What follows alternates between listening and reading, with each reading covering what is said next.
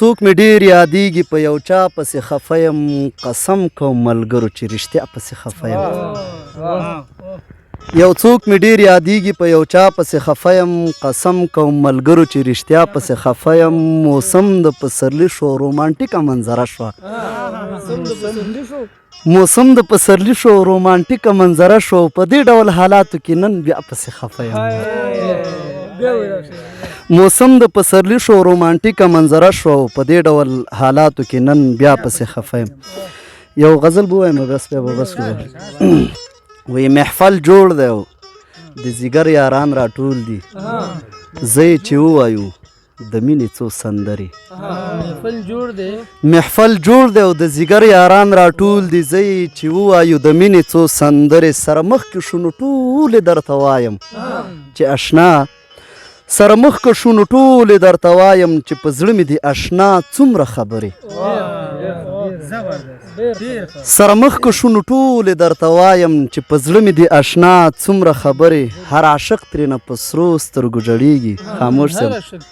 هر عاشق ترېنه په سرو سترګو ژړېږي معشوقي د خدایه څومره زورورې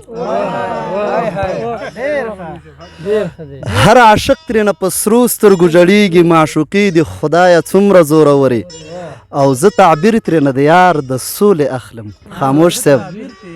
زه تعبیر ترېنه د یار د سولې اخلم بېګا خوب کې مې لیدلې دي کوترې او زه تعبیر ترېنه د یار د سولې اخلم بېګا خوب کې مې لیدلې دي کوترې او موږ دواړه غنمرنګ خلکو په دې نوم پېژندلو خلیل صاحب موږ دواړه غنمرنګ خلکو په دې نوم پېژندلو ما ته د لونګ نوم او هغې ته د ګورګورې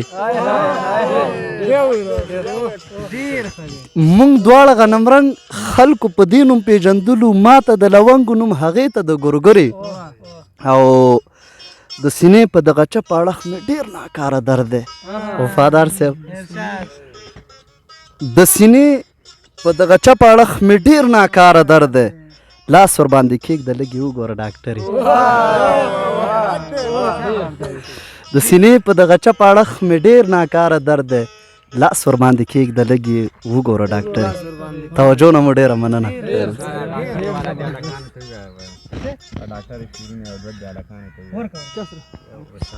او عباس وایي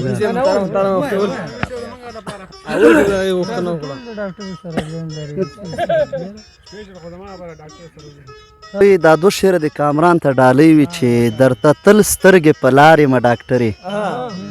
د ډېر وخت په انتظار یم ډاکټرې او دا ته چېرته وې له ما نه ورکه شوې موده وشوه ناقرار یم ډاکټرې دا ته چېرته وې له ما نه ورکه شوې موده وشوه ناقرار یم ډاکټرې وایي کامرانه د چپ طرف ته